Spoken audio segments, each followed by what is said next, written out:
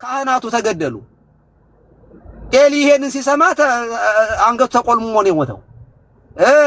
ወላድም እካወዳለች። ይኸው እኔ ሁል ጊዜ የማነሳው ውስጣችን ላይ ጤነኛ ያልሆነ ነገር እያለ ለእግዚአብሔር የማይመች ነገር ይዞ ታቦት ይዞ መውጣት ለድል ያበቃል፣ ከመማረክ አያድንም። አሁን እኛ ራሳችን ካህናቱ እኔ ራሳችንን የምናይበት ዘመን ነው በእውነቱ። ካህናቱ እኔ አዲስ አበባ ያለው ዘረኝነት ያውቃሉ መምህር። እኔና እርሶ የነበርንበት ደብር ላይ ምን ያክል አስነዋሪ የሆነ ነገሮች ተፈጽመዋል። እዚያ ቤተክርስቲያናችን ዘረኝነቱ ያ ነገር ስንመለከት ሪሊ አሪሴ ለሚሞቱት ክርስቲያኖች ኬር እንዳይኖረን ያደረገው እረኞች ራሳቸውን እንዲያሰማሩ የበጎችን ስጋ ይበላሉ፣ ጸጉራቸውን ይለብሳሉ እንዲሆኑ ያደረገው ራስን ያለ መመልከት ዝም ብሎ ባዶ ግብዝነት ያለን የሚመስለን ግን ተበልተን ያለቅን እንደዚህ እንደ ገበሬው ክምር ማለት ነው። እና ይሄ ለዚህ ነው እግዚአብሔር ዝም ያለን ግብዞች ነን። ውስጣችን ላይ ጤነኛ ያልሆነ ነገር እንዳለ ፊል አደርጋለሁ። እና ወደ ራሳችንም በዚሁ አጋጣሚ መመልከት ይሄ ደግሞ ሲባል የሚሞቱት በኃጢአታቸው ነው እንዳትሉ አደራ። በእኛ ኃጢአት ነው ሰዎቹ እየሞቱ ያሉት በእውነቱ እነዚያ ምስኪኖች። እና ለእኛ ንስሐ ያስፈልገናል። ለወገኖቻችን ደግሞ ተደራጅተው ራሳቸውን እንዲጠብቁ ራሳቸውን እንዲከላከሉ ከእግዚአብሔር ጋር ማለት ነው። መቼም እግር እግዚአብሔር የሰጠው ሰው ራሱን ዲፌንድ እንዲያደርግ ጭምር ነው። እጅ መብያ ብቻ አይደለም፣ በእውነቱ መብያ ብቻ ሳይሆን ራስን መጠበቂያም ስለሆነ በዚህ አጋጣሚ አርሲ ውስጥ የምትኖሩ ኦርቶዶክሳውያን የምትገደሉት በማንነት በክርስትናችሁ እየተለያችሁ የቅድሟ ሙስሊም ይኸው አማራ በመሆኑ ይገሉት መጡ አይደለ? ግን አይ ሰልሟል ሲባል ግን ተውት። ይሄ የሚያሳየው ጉዳዩ የእምነት ጉዳይ መሆኑን ነው የሚያሳየው። ይሄ ከሰለመ ይተውታል። አንድ ኦሮሞ ኦርቶዶክስ ሲሆን አማራ እንደሆነ አይደል የሚቆጠረው? አዎ ብሏል እኮ ዶክተሩን የሚሉት ሰዎች መተው ሀጎስን እንትን የቶሎሳን አጥምቀው ገብረ ማርያም ወልደ ማርያም ያደርጋሉ ብሏል። ያውም የተማረ ዶክተር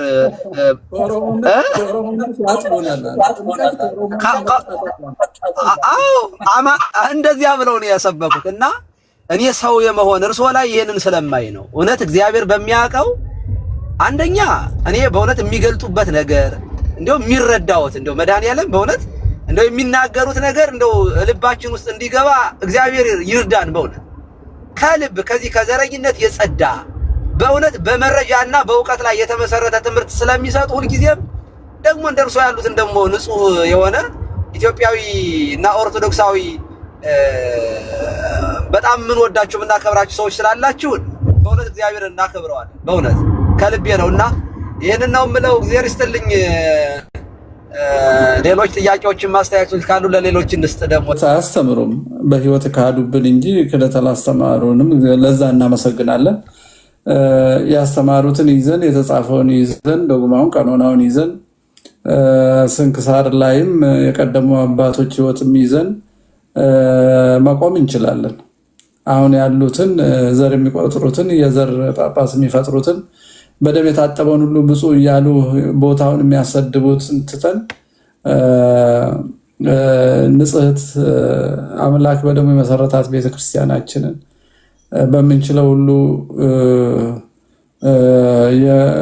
የመከላከል ኃላፊነትን ለመወጣት እንሞክራለን። ግን የኃላፊነት ለመወጣት ቅድም እንዳሉት ንስሐ መግባት አለብን። በእውነት ያለበዛ ኃይለ እግዚአብሔር አያድርብንም። እንዲሁ ነው የምንንኳኳው። ንስሐ መግባት አለብን። አሁን አንድ ዳታ የአንድ ዶክተር ማን የሚሉት አለ በዚህ በሰዶማውያኑ በውርጃው ኢትዮጵያ ውስጥ ያለውን ሁኔታ የሚያጠና የዛሬ 3 ዓመት ሪካርድድ የሆነ የኢትዮጵያ ውርጃ 5000 ነው በቀን። ምን ማለት ነው? 5000 ሰው በእናቱ ይገደላል፣ በአባቱ ይካዳል ማለት ነው። ባስረገዘው ይካዳል፣ ባረገዘችው ይገደላል። 5000 ሰው መገደሉ የ10,000 ሰው ስምምነት አለበት። ልብ በሉ። እነዚህ ነፍሳት ይጮሃሉ። ለአንድ የአቤል ደም የተቆጣ እግዚአብሔር እንኳን አቤልን ብቻ አይደለም አውናን ዘሩን ከማህፀን ውጪ በምቀኝነት በማባከኑ የቀሰፈው አምላክ 5000 ሰው በቀን መግደላችንን እንዴት ይመለከተዋል? በአመት ስንት ሰው እንደምንገል እስቲ ካልኩሌት እናድርግ። በእውነት አብይ ከሚገለው ይበልጣል። 5000 ሲባዛ 365 ቀን 1,825,000 ሰው ነው የምንገለው። 1,825,000 ሰው ነው የምንገለው። ከመግደላችን በፊት ደግሞ ጥንድ አይደለም ያመነዝረው። ይሄም በሁለት ስናባዛው ወደ 3 ሚሊዮን ሰው በአመንዝራ ይከሰሳል። ይሄ ነፍስ የገደለ ነው። ያላስረገዘ ማናውቀው አመንዝራ ደግሞ አለ። አዲስ አበባ ውስጥ የዛሬ 10 ምናምን ዓመት 3000 የጭፈራ ቤት አለ፣ 50,000 ሴተኛ ዳሪ አለ አዲስ አበባ ከተማ ውስጥ። ያን ጊዜ አዲስ አበባ ውስጥ ወደ 100 ምናምን አብያተ ክርስቲያናት ብቻ ነበሩ።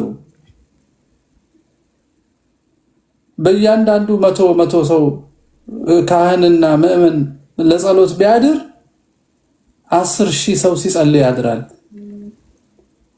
50,000 ስናጥፈው ከወንዱ ጋር ስለሆነ ሴቷም ተመነዝረው 100,000 ሰው ሲያመነዝር ያድራል።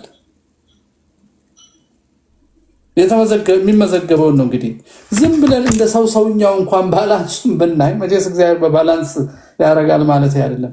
በደላችን በጣም ብዙ ነው። በዛ ላይ በግል ከምንሰራው በደል በላይ መዋቅራዊ በደል እንሰራለን። በዘር ተደራጅተን እኛና እነሱ ብለን ባልንጀራን እንደራስ ውደድ እንትተን ህዝብ የሚያህል ነገር እንጠላለን፣ እንበድላለን፣ እናደህየዋለን፣ እንገለዋለን፣ እናፈናቅለዋለን፣ እንጠለዋለን፣ ታሪኩን እናጠለሻለን፣ ለልጆቻችን እንዲጠላ እናስተምራለን። እንዳሉት እኮ ነው። ታዲያ ምንድነው ጸሎታችን? ምንድነው የሚሰራው? ታቦት ይዘን የምንወጣው ታቦትን በዘር እንካፈላለን። ምዕመናን እኮ በዘር ተካፍሎ የሚቀድሱ ካህናት እኮ አሉ አይደለም? ለገንዘባቸው ሲሉ ምዕመናን አጣልተው በአንድ ቤተ መቅደስ ተካሰው ሴኩላር ፍርድ ቤት ሄደው ፍርድ ቤቱ መፍረድ ሲያቅተው በበቃ በተራ ቀድሱበት ብሎ ፈርዶላቸው እሺ ብለው በተራ የሚቀድሱ አንድን ክርስቶስ በጣም የሚገርም ሰዎች ነን። ሃይማኖቱን ለወደ የተጠቀምንበት እግዚአብሔርን የረሳን በጣም ክፉ ሰዎች። ከትናንቱ ለአንድ አባት ሲያስተምሩ ስንቀድስ እኔ ከደማችሁ ንጹህ ነኝ ብለን የምንታጠበውን እሱን ያስተማሩ ነበር። እንደገና ሰው ቀብረን ስንመለስም ለምን እንታጠባለን የሚለውን እየገለጡ ነበር። እሱን አንስተው ምን አሉ? እኛ ዛሬ እጃችንን የምንታጠበው ካህናት እዛ ለሚያስቀድሰው ሰው ካንተ ደም ንጹህ ነኝ ብቻ እያልን አይደለም። ማህበረ ክርስቲያኑ ሲጠፋና ሲያጠፋ ሳልመሰክርለት ሳልመሰክርበት ሳላስተምረው ሳልቀጣው አልቀረሁም፣ በቃ እምቢ ብሎ ነው፣ ደሙ በራሱ ነው እንደማለት ነው። ስለዚህ ዘረኞችን የምናቆርብ የአርሲና የወለጋ ደም ላይ ተረማምደን ምንም እንዳልሆነ ምንጨፍር ከአባችን እስኪወድቅ እየተሽከረከረን ከበሮ እየመታን ለእግዚአብሔር ምስጋና ቢሆን ችግር የለውም። ስሜት የመሰል ነገር እያደረግን እንዴት ነው አገልግሎት የምንለው? እንዴት ነው ምሕረት የምናገኘው የሚለው ተጠያይቀን አዝነን ወደ ልባችን ተመልሰን እግዚአብሔር እንዲረዳ መጠየቅ። እንደ ባለ አእምሮ ደግሞ ሊገለን እጁን የዘረጋውን እጅ መያዝ። እጅ ነው የተዘረጋው፣ እኛም በእጅ እንይዛለን። ይሄ ክርስቶስም እኮ አሳይቶናል አይደለም እንዴ? እምነት በጎደለ ጊዜ ጴጥሮስ ሊሰምጥ ሲል ያለ እጅ ተሄዶ ነበር። ኧረ ሞትኩ ሲል ደግሞ በእምነቱ ልክ አድርጎለታል። እኛም በእጅ ነው የምንሰራው እና በእጅ ስለምንሰራው እንደሚያድን አምኗል። ግን እምነቱ ጎሏል። ባህር ውስጥ መስጠም ጀምሯል። የማይታየውን ኃይል መጠራጠር ሲጀምር የሚታይ እጅ ያድኖታል። እንደሚያድነው ግን ያምናል። እምነቱ ግን ጎሎብናል እና በጸሎት ብቻ የምንንደው ሳይሆን በጸሎትም በአእምሮም በሁሉም ነው፣ በተዋሂዶ ነው የምንሰራውና አባታችን እንዳሉት ሰዎች ተነስተው ራሳቸውን ይከላከሉ፣ ነፃ አውጪ መፍትሄ ሰጪ አይጠብቁ ነው መልእክቱ። እውነት። እስቲ ሌሎቻችሁ እንግዲህ አስተያየት ስጡ። ይሰማል? እሺ ጌታ ይቀጥል። ይሰማል? ይሰማል። ይቅርታ፣ ያው ስራ ቦታ ስለሆንኩ ትንሽ ድምፄ ቀዝቀዝ ይላል። እንግዲህ እሺ እግዚአብሔር ይስጥልን። እንደምን አደራችሁ? እግዚአብሔር ይመስገን። እንግዲህ ያው ሰምቻለሁ፣ መምህርም ያሉትን እርሶም ያሉትን ነገር ሰምቻለሁ እና እንግዲህ አሁን በዋናነት እርሶ ያሉት ነገር ስለ ጸሎቱ፣ ስለምኑ፣ ስለ ሁሉም ነገር እርሶን የምከታተሉት እኔ በጣም ብዙ ዘመን ሆኖኛል። የእርሶን ትምህርት መስማት ከጀመሩ እርሶን ማዳመጥ ከጀመርኩና ምናልባት ከዛሬ 4-5 ዓመት በፊት ሲሉት የነበሩት ነው አሁን እየተፈጸመ ያለ። እኔ ደግሞ እንግዲህ ይቅርታ አድርጉልኝና ከእናንተ በአንድ ነገር ተቃራኒ ይሆናለሁ። ያ ማለት እንጹም፣ እንጸልይ፣ ያ እኮ ክርስቲያናዊ ግዴታችን ነው መምህር። እኔ ማስበው እንደዛ ነው። አሁን ዛሬ ቤተ ክርስቲያን እንድትሻገር ምን ማድረግ አለብን? ቤተ ክርስቲያን አሁን ካለችበት መከራ ማለፍ አለባት፣ መሻገር አለባት። ቤተ ክርስቲያን እንድትሻገር ምን ማድረግ አለብን ተብሎ እያንዳንዱ መምህር ሲጠየቅ የአብዛኛውን ሰው መልስ የሚሆነው መጾም፣ መጸለይ፣ መስገድ ምናምን፣ እነሱ ነገሮች ክርስቲያናዊ ግዴታዎቻችን ናቸው ብዬ ስለማምን ነው እንጂ አያስፈልጉም እያልኩ አይደለም። አሁን ግን ከነሱ ራቅ ማለት አለብን። አንድ እርምጃ ብቻ ሳይሆን 2-3 እርምጃ ትንሽ ከፍ ማለት አለብን። ምክንያቱም ትላንት ሰዎቹ ምናልባት እናንተም ሌሎች መምህራኖችም ተነስታችሁ ስትናገሩ ስለ ፊውቸር ስናስብ ወይም ደግሞ ስለተደቀነብን ነገር ስናወራ ትላንት ሰዎቹ አይዲያሊስት ነበር በጣም የሚቀባጥሩት፣ የሚያወሩት፣ የሚለፈልፉት። ዛሬ ግን መሬት ረግጠው የብዙ ዓመት እቅዳቸውን መሬት ረግጠው እየሰሩ ባለበት ሰዓት እኛ ትላንትና እናንተ ያስተማራችሁንን ወይም ትላንት መምህሮች የነገሩንን ትላንት የተጻፈውን ታሪክ ዛሬ ላይ ፕራክቲካሊ መኖር ሲገባን ስቲል ግን ዛሬ እናወራለን። ያ ማለት አሁን ማውራቱ ልክ አይደለም ገና ያልነቁ ያላዩ ያልሰሙ ብዙ ሰዎች አሉ። ግን እኛ እናውቃለን፣ እንሰማለን፣ እንማራለን፣ ተረድተናል ምንል ሰዎች ግን ምን እያደረግን ነው የኔ ጥያቄ አሁን የሚሆነው። ሶሻል ሚዲያውን በጣም ብዙዎቻችን እንጠቀማለን። መምህር እንዳሉት ነው፣ ቅድም ቀሲስ የተናገሩት ነገር አለ። ቃሉን ለመጠቀም ትንሽ ቢከብድም ሶሻል ሚዲያ ላይ ፎሎ የምናደርጋቸው፣ ሪፖስት የምናደርጋቸው፣ ላይቭ ላይ እንዲህ አይናችንን ፍጥ አድርገን የምናመሸው ምን አይነት ንግግር ከሚናገሩ ሰዎች ነው የሚባለውን ስናይ ይሄ የሆነ ቀልድና የዓለም ድካም የተሰበሰቡበት ቤት ውስጥ አሁን ብንሄድ በሺዎች የሚቆጠሩ ሰዎች አይናቸውንና ጆሮአቸውን ሰጥተው እናያለን። እነዛ ደግሞ እነማን ናቸው? ኦርቶዶክሶች ናቸው። እንደዚህ አይነት ቤት እኔ ማለት እርስዎን የሚያክል መምህር እነ ቀሲስ የሚያክል መካሪ አግኝተን 310 ምናምን ሰው እዚህ ጋር ዝቅ ብሎ ወይም 310 ምናምን ሰው ሳይ ያመኛል። ግን እነዚህ 310 ምናምን ወይም 320 ምናምን ሰው ደግሞ ከሰራ ብዙ ነን፣ ትንሽ አይደለንም። እያንዳንዳችን እኛን ፎሎ የሚያደርጉንን እኛን እንትን የሚሉንን ሰዎች እንኳን በሶሻል ሚዲያ እንኳን አንዳንዴ ማይንዳችን ነገሮቹን ደጋግመን የምንሰጠውን እርሶ ማለት በደንብ የሚሉት ነው። ደጋግመው ብሬን ዋሽ አውት ተደርገናል ነው የሚሉት እርሶ ደጋግመው የሚናገሯት ነገር እኔ በጣም ወስዳት ነገር እና ልክ ያለን መስሎን ግን የቴክስት አድርገውናል ኦርቶዶክሳዊን ወጣቶችን። እና አዲስ አበባ ውስጥ ነው ያለሁት እኔና ብዙ ጊዜ እንዲሁ በቃ ፈሪ ነው ያደረጉን። ያን ደግሞ እነሱ ሶሻል ሚዲያው ላይ በደንብ ይሰራሉ። እኛም ሶሻል ሚዲያው ላይ እኛን ያስፈልገናል ወይም ደግሞ ለእኛ ይጠቅማል የሚባሉ ነገሮችን ጥንቅቅ አድርገን ብንሰራና ሶሻል ሚዲያውን ለቁም ነገር እንኳን ብናውለው እኮ አጀንዳ ከመቀበል ወጣን እኛ ደፋሮች እንሆናለን። ታሪካችንን ስናውቅ ደግሞ የበለጠ ደፋር እንሆናለን። እንደዚህ አይነት መምህሮች ጋር ደግሞ ስንውል እንደዚህ ያለ እንዴ ብለን ነገሮችን እናስተካክላለን እንጂ እርሶ እንዳሉት ወይ በሆዳችን ሲመጡብን ሲጨንቀን ነው ወደዛ ነገር ምን ሄደው ብለው ነበር ቅድም። እኔ ደግሞ እንደዛ አይደለም። እንደውም ምንድነው በሆዳችን ሲመጡብን ሳይሆን ቀሲስ እንዳሉት ነው መጀመሪያ ሆዳችን ሞላ ባይ ነኝ። እኔም መጀመሪያውንም እኮ ከጨዋታ ውጭ ነው ያደረጉን። እኛ እኮ የበይ ተመልካች ነን አሁን ከረንትሊ ባለው ሁኔታ። እንደዛም ሆኖ ሶሻል ሚዲያውን ላልባሌ ነገር ስለምንጠቀመው ታሪካችንን ስለማናቅ እንደናንተ አይነት መምህራኖችን ስለማንሰማ እዛ አደባባይ ላይ ሰብስበው የሚያስጨፍሩንን አደባባይ ላይ ደግሞ ወይም ቤተክርስቲያን ላይ ሰብስበው ሰላም ነው በቃ እንደዚህ የሆነ ነው ጊዜው ነው ዘመኑ ነው ኃጢአታችን ነው የሚሉን ሰዎች ነው እየሰማን ያለን። እንዴ ኃጢአታችን ነው ከሚል ያ መምህር ጊዜው ነው ከሚል ንስሐ ግቡ ብሎ ንስሐ ገብታችሁ እንደዚህ አድርጉ እንደዚህ አይነት ታሪክ አለ ብሎ ቢነግሩን ደስ ይለኛል። እኔ አሁን ታሪኮችን እየተጠቀሰ መጽሐፍ ቅዱስ ላይ እንደዚህ አይነት ታሪክ አለን እኮ ቢሉ ያን ታሪክ ለመድገም ነው የምንሯሯጠው እንጂ ከዛ በዘረፈ የሆነ ውስብስብ ያለ ነገር አለ። እኔ አንዳንዴ ግራ ይገባኛል። እንደ አንድ ወጣትና እንደ አንድ ኦርቶዶክስ ትንሽ ግራ ይገባኛል።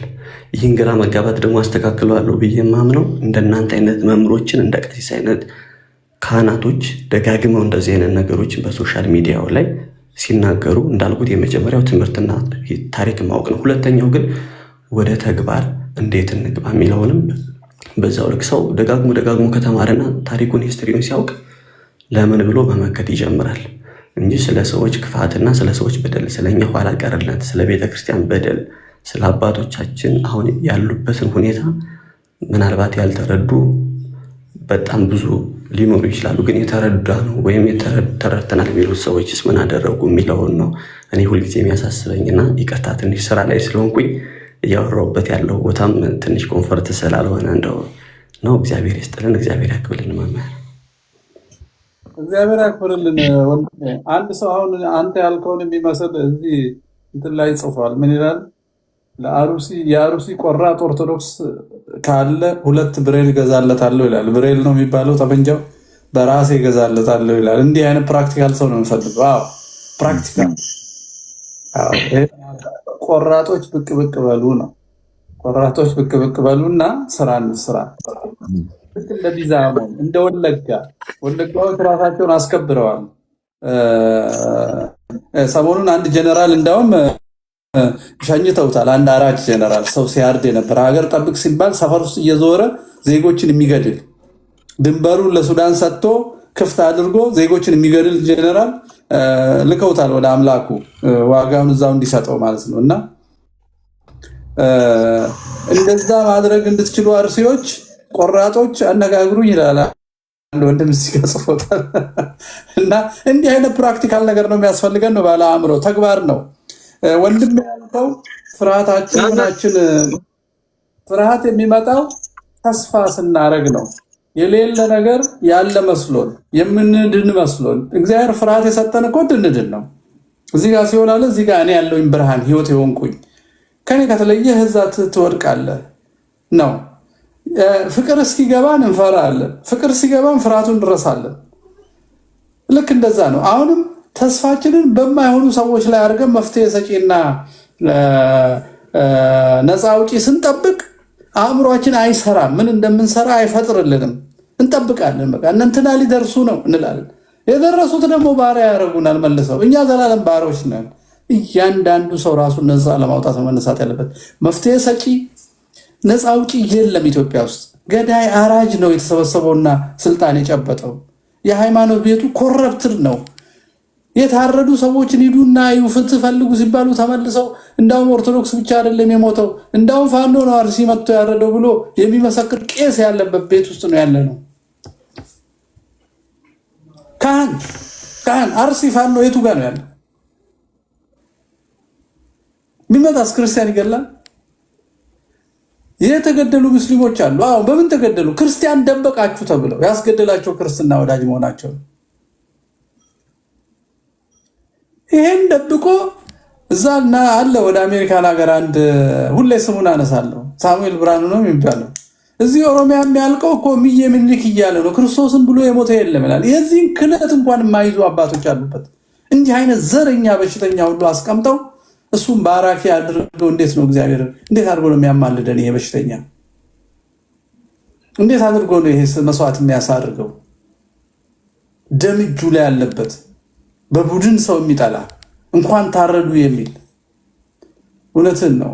ተግባር ነው የምንፈልገው። ማንንም መጠበቅ የለብንም። ተግባሩ ደግሞ በሶሻል ሚዲያ መቼስ የሚወራው ሰው ከልብ ወዳጁ ጋር አውርቶ ሲጀምር ነው የሚያድገው ነገርና መነጋገር ያስፈልጋል። ከሚያደነዝዝ ነገር ልጨምር መምህር፣ በጣም ጥሩ ነገር ነው ያነሳው ናምሩድ። በጣም ጎበዝ፣ በጣም የበሰለ ልጅ። ንግግሩ ራሱ በጣም እንትኑ ይሄ ፍሎውን የጠበቀ እንትን ነው የተናገረውና ምንድነው እኔ መጨመር የፈለኩት አንደኛ ሰው ምን ይል ነበረ? ለምን አባቶች ዝም አሉ? ለምን ድምፅ አይሆኑም የሚል ነበረ እና ድምፅ ሆንን። እንግዲህ በምንችለው እያደረግን ነው። ከዚያ ደግሞ ያው ፌስቡክ ላይ ጽፋለሁ። ከዚያ ቀጠሉና ምን ባዶ ጩኸት እኮ ትርጉም የለውም ምናምን የሚል ኮሜንት መጣልኝ። ቀጠልኩና በተመሳሳይ ሰዓት ነው እሺ መፍትሄው መደራጀት ነው አልሁኝና በየሰንበት ትምህርት ቤቱ አሁን ለምሳሌ መዋቅር አላት ቤተክርስቲያን። እግዚአብሔር ይመስገን በጥሩ ጊዜ አባቶቻችን ጥሩ ስራ ሰርተው መዋቅር ሰርተውና መዋቅር መዘርጋት የዘመን ስራ ነው። ዝም ብሎ በአንድ ጊዜ የሚሆን ኦቨርናይት የሚመጣ አይደለም እና መዋቅሩን ተጠቅማችሁ ከጠቅላይ ቤተ ክህነት ጀምሮ እስከ ሰንበት ትምህርት ቤት ድረስ ያላችሁ የሥራ አመራሮች ስብሰባ ጥሩና ሐሳብ የመፍትሄ ሐሳብ ሞት በቃን ሞታችንን እንዴት ነው መገደብ ያለብን እንዴት ነው ማቆም ያለብን በሚለው ላይ አጀንዳ ይዛችሁ ተወያዩ። ከዛ በኋላ ከአጥቢያዎቹ አድባራቱ ከአድባራት ጋር ሰንበት ትምህርት ቤቱ በየደብሩ ውስጥ በየአጥቢያው ውስጥ ውይይት ከተደረገ በኋላ ደግሞ ከአጥቢያዎቹ ጋር በአገረ ስብከት ደረጃ መነጋገር። ይሄ መዋቅሩን ተጠቅሞ ዋዘ ሶሉሽን መባል አለበት። ምን ተንግበር ምን እናድርግ የሚለው ነገር አውሩ ብዬ ከአለበለዚያ እንደተባለው እውነት ነው ባዶ ልቅሶ ትርጉም የለውም ብዬ ጻፉኝ። ከዛ ቀጠሉና ካድሬው በየደብሩ ተሰግስጎ እንዴት አድርገን ነው የምንሰበሰበው በማግስቱ የሚያስለቅመን አለኝ። እንዴ ከዛ እንደዚህ ያል ኮሜንት መጣ ማለት ነው። እና አሁን ይኸውልዎት መጀመሪያ አስጮሁም ነበረ ጮህነ ባዶ ጮህት ነው አሉን። ተደራጁ ስንል ደግሞ ካድሬው በየቤተ ክርስቲያኑ ተሰግስጎ እንዴት አድርገን ያደራጀናል አሉኝ። እንግዲህ አንድ ነገር እዚህ ላይ መናገር ስለፈለኩ ነው። ፈሪ አይጸድቅም የሚባል አባባል አለ። ይሄ በነገራችን ነበር ፈሪ አይጸድቅም ገለባ አይበቅልም ይላሉ አባቶች። ፈሪ አይጸድቅም በነገራችን ላይ መጽሐፍ ቅዱሳዊ ቃል ነው። የአባቶቻን አባባል ፈሪ አይጸድቅም ማለት ምን ማለት መሰላችሁ? ሞትን አትፍሩ ኃጢአትን እንጂ ጌታ ራሱ ምን ብሏል? ነፍሳችሁንም ስጋችሁንም ሁለቱን አዋህዶ በገሃነም የሚያኖረውን እርሱን ፍሩት እንጂ የሚገሏችሁ ስጋችሁን የሚገሉትን አትፍሩ ነው ያለ። ከፈራችሁስ ኢየሱስ ጌታ ነው ከማለት ይልቅ አይ የምትዩን ሰው አላውቀውም ማለት የሚመጣ ከሆነ የምትፈሩ ከሆነ መፈርጠጥ ሊመጣ ነው ማለት ነው። ለዚያ ነው መንፈስ ቅዱስ በባህለ ሃምሳ ፍሩሃን የነበሩትን ጥዋን ያደረጋቸው። ለሞት የጨከኑ የሚያደርገው በሰማይ ያለውን የምንመለከት ከሆነ ነው። እኔ ፈሪ ሰው አይጸድቅም። አሁን በክርስትና ሕይወት ውስጥ በሰማይ ያለውን የእግዚአብሔርን መንግሥት የማያይ ሰው ማሸነፍ አይችልም። እኔ በነገራችን ላይ ፈሪ ደፋር ሰው አይሞትም ነው ብዬ የማምነው። አይሞትም። ለምን መሰላቸው? ስለ ልቦናው ራሱ ገና ጠላትን ስለሚያስቦካ መሳሪያ ምናምን ሳኒዝ ድምፃችን ብቻ የኢያሪኮን ግንብ ያፈርሳል። ከዚህ ቀደም ይኸውላችሁ መደራጀት ማለት በነገራችን ላይ ክላሽ ይዞ ገዳይን መግደል ማለት አይደለም። እዚያ የሚያደርስ ምንም ነገር የለም። እውነት ለመናገር ከተደራጀን ዘር አይልም፣ በአካባቢ አይመጣም። ያ ቦቅቧቃ ነው ገዳይ። አንደኛ ይሁን ስነ ልቦናው መግደል በራሱ ኃጢአት ስለሆነ ህሊናው ይከሰዋል። ተቅበዝባዥ ነው የሚያደርገው። ያገኘው ሁሉ ጉቶ ሁሉ ገደለኝ ነው የሚለው። ገዳይ ድፍረት የለውም በነገራችን ላይ። ስለዚህ ላለመሞት ሰው ሲደራጅና ሰብሰብ ሲል ገዳይ አንደኛ የስነ ልቦና ፍርሃት አለበት። ሁለተኛ የተደራጀን ሰው መኖር ስለሆነ አጥፍቶ በዚህ ምድር ላይ መኖር አይደል የገዳይ ዓላማው፣ በሰማይ ምናምን አይደለም። ስለዚህ የምድሩን ማጣት ስለማይፈልግ ህይወቱን ከኛ በላይ በሰማይ እኔ እኮ ለክርስትና ብሞት የምገባበት መንግስት አለኝ ብሎ አይደለም እሱ የሚገድለው። ስለዚህ እኛ ግን ከዚያ የተሻለ ድፍረት አለን ማለት ነው። ሁለት ነገር ነው። አንደኛ በሰማይ መግቢያ አለን። ምክንያቱም ሊገሉን የመጡ ሰዎችን ለምን ትገሉናላችሁ ብሎ ቤተክርስቲያን ለመጠበቅ ስለሆነ የምናደርገው። ሁለተኛ ደግሞ ሌሎቹን ከሞት እናድናለን። ስለዚህ እኛ ከደፈርን ማለት ነው ምንም መሳሪያ መያዝ አያስፈልገንም። ከደፈርን ጠላት ራሱ አይደፍረንም። የተደራጀችን እስራኤል ዓለም እንዴት እንደምታንቀጠቅጥ አይታችኋታል። የተደራጁ ሰዎች በነገራችን ላይ መንግስት ሆኖ አይተናል። ትንሽ ሰዎች መደራጀት ቀላል ነገር አለ። ዝርው መሆን ከባድ ነው፣ ያስበላል። የአባት እንዳለው ነው። 10 ልጆቹን ጠልቶ ዱላቸውን በሙሉ እስኪ እያንዳንዱ ሰጣቸውን ስበሩት ማለት አንድ አደረገና ስበሩት አለ። 10ሩን ዱላ 10ሩ ልጆች መስበር አልቻሉ። ለእያንዳንዳችሁ አንዳንድ የራሳችሁን ዱላ ያዙና ስበሩ ሲል ቅልጥምጥሙን አወጡት። ይኸው ልጆቼ ከተለያያችሁ እንደዚህ ዱላ እርስ በርሳችሁ ትሰባበራላችሁ። አንድ ከሆናችሁ ግን ማንም አይሰብራችሁ ማለት ይባላል። አንድነት ኃይል ነው። እውነት ለመናገር በሃይማኖትም ቢሆን እና ፈሪ አትሁኑ። እውነት ለመናገር የሆነ ነገር ስለ ቤተ ክርስቲያን ስለ ሃይማኖት ስናወራ ስለ እግዚአብሔር መንግስት እያወራን ነው። እስጢፋኖስ እየተወገረ ሰማይን ስላየበት ጉዳይ ነው። ያንን ጉዳይ ነው የምናየው። ሃይማኖት ከፍ ያለ ልዕልና ያለው ነገር ነው። ዘረኝነትን ቋጥረን ብንሄድ አደጋለሁ፣ በእውነቱ አደጋለሁ። ምክንያቱም ከነገድና ከዘር የተዋጀ ሰው ለዘሩ ለምድራዊ ነገር ብሎ ሊሞት አይገባም። ያ ማለት ግን ሰዎቹ በማንነታቸው ሲጠቁ በማንነታቸው ተደራጅተው ራሳቸውን መጠበቅ የለባቸውም ማለታችን ግን አይደለም። በእውነቱ እንደዚያ ማለት አይደለም። ሰው በማንነቱ ሲገደል እግዚአብሔር ራሱ ማንነታችንን ስለሚያከብርልን ማለት ሰውነታችን። በነገራችን ላይ ኢትዮጵያዊ የሆነ ሰው ኢትዮጵያን ቢወድ የኢትዮጵያዊነት ስሜት ቢሰማው እሱ እኮ በራሱ ኃጢአት እኮ አይደለም። ሌላውን አጥፍቼ እኔ ልኑር የሚል ስሜት ይሄ ነው ገሃነማዊ ስሜት። እና ፈሪ አትሁኑ፣ ፈሪ አይጸድቅም ለማለት ነው። እግዚአብሔር ይስጥልኝ። ካለት ያሰማልን። አንድ ነገር ልበል መምህር አይበቅልም የሚሉት ለዚህ ነው እንግዲህ። እውነት ነው። አንድ ነገር ልበል። እሺ ጌታዬ፣ ተራ ይጠብቁኝ። በተራ ይቅርታ ጋር ሄድ ስለሆነ ኃይለ ማርያም ነው። ከዛ እኔ ነኝ ቀጣይ። ብዙ አልቆይም። ሁለት ደቂቃ ትሰጠኝ ወንድሜ? ኦኬ እሺ። አማራ ተናገርና ባጭሩ እንግዲህ ወደ እሱ። እሺ፣ አመሰግናለሁ መምህር። በጣም ቀሲስ ዲበክሉን ሳላመሰግን አላልፍም፣ ብዙ ጊዜ ሲናገር ስለምሰማው ማለት ነው። እኔ አንድ ነገር መናገር የምፈልገው እኔ እንደ ደካማ አማኝ እኔ ችግር አለ ብዬ የማምነው ከላይ ያለው በትምህርት ደረጃ በየትምህርት ቤቱ የሚሰጠው ነገር በየቤተክርስቲያን የሚሰጠው አስተምሮት እኔ ስህተቱ ከዛ ይመስለኛል። ፍርሃትን ነው የምታስተምረው ትምህርት ኦርቶዶክስ በፍቅር መልክ፣ በምን መልክ፣ በደልን በመቻል መልክ፣ በተለያየ አይነት መንገድ ሰው እየወሰደበት ያለው መንገድ እግዚአብሔር ሻሞላና ጋሻ ከላይ ከሰማይ መጥቶ ይዞ መጥቶ ፋይት እንደሚያደርግለት ነው በኦርቶዶክስ ውስጥ ያለው አስተምሮት። ከእግዚአብሔር ነው ተስፋ የሚያደርገው ሁሉ ጊዜ ማለት ነው። ይሄንን ደግሞ ሆን ተብሎ ህዝብን ማጀዘብ፣ ህዝብን ማደንዘዝ የማይሆን ቀቢጸ ተስፋ የእግዚአብሔር የራሱ የሆነ ድርሻ አለው፣ የሰው ልጅ ደግሞ የራሱ ድርሻ አለው ብዬ ነው ማምነው። የሰው ልጅ አክት ባደረገ ቁጥር እግዚአብሔር ደግሞ ሁኔታዎችን በማመቻቸት ይረዳል ብዬ አምናለሁ። እጃችንን አጣጥፈን ቁጭ ብለን ምዕመን ላይ አንድም ችግር አለ ብዬ አላምንም። ምዕመኑ እኮ እየገጠመ ነው እኮ። ምዕመኑ እኮ ሙቷል እኮ። ህፃናቶች እኮ ሙተዋል እኮ፣ አልቀዋል እኮ። የቤተክርስቲያን በር ይዘው ህገወጦችን አናስገባም ብለው ሙተዋል እኮ።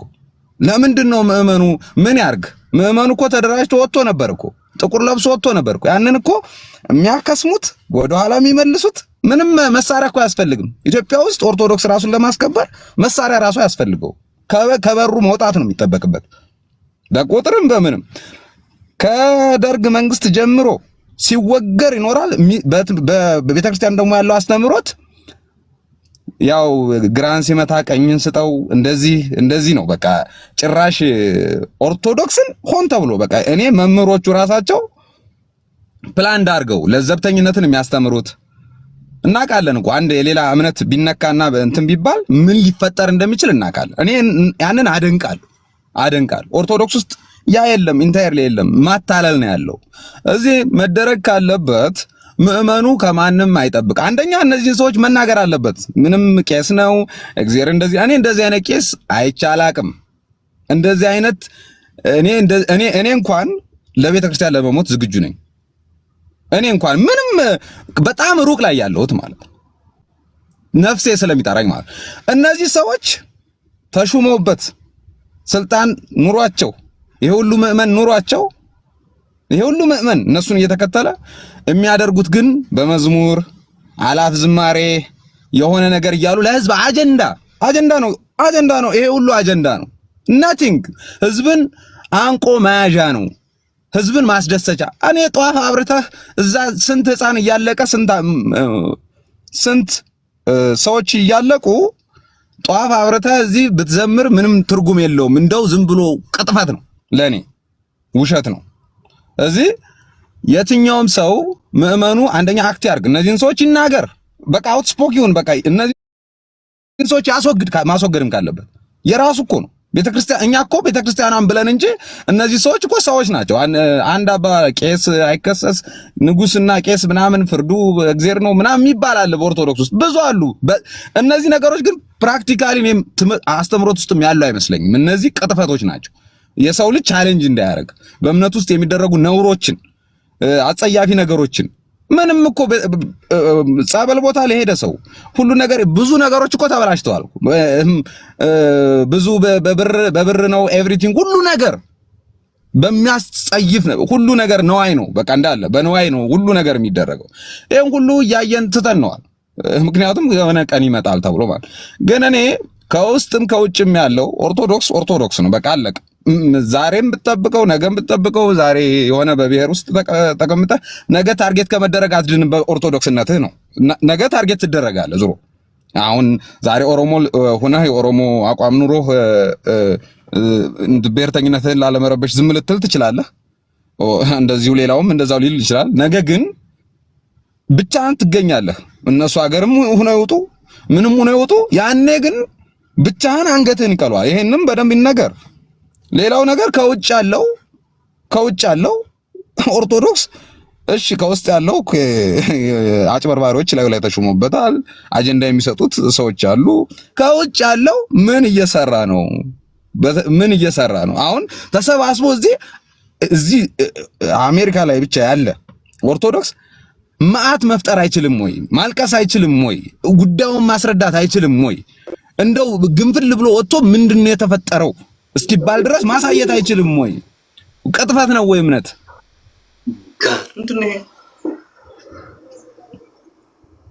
ሄሎ ወንድም የሚት አርግልኝ እና እኔ በቃ አባቶች ምናምን እየተባለ እነዚህ ቀጣፊዎች ናቸው። አባቶች ሳይሆኑ ቀጣፊዎች ኦርቶዶክሶችን ለማሳረድ እያስተባበሉ አጀንዳ እየሰጡ የማይሆን አስተምሮት እያስተማሩ ብዙ ጊዜ እኮ አይተናል። አንዴ አይደለም 3-4 ጊዜ ጸሎትን ያዝ ይባላል፣ ሱባኤን ያዝ ይባላል። እኔ እንዲህ አይነት ቀልድ ምን አይነት ቀልድ ነው?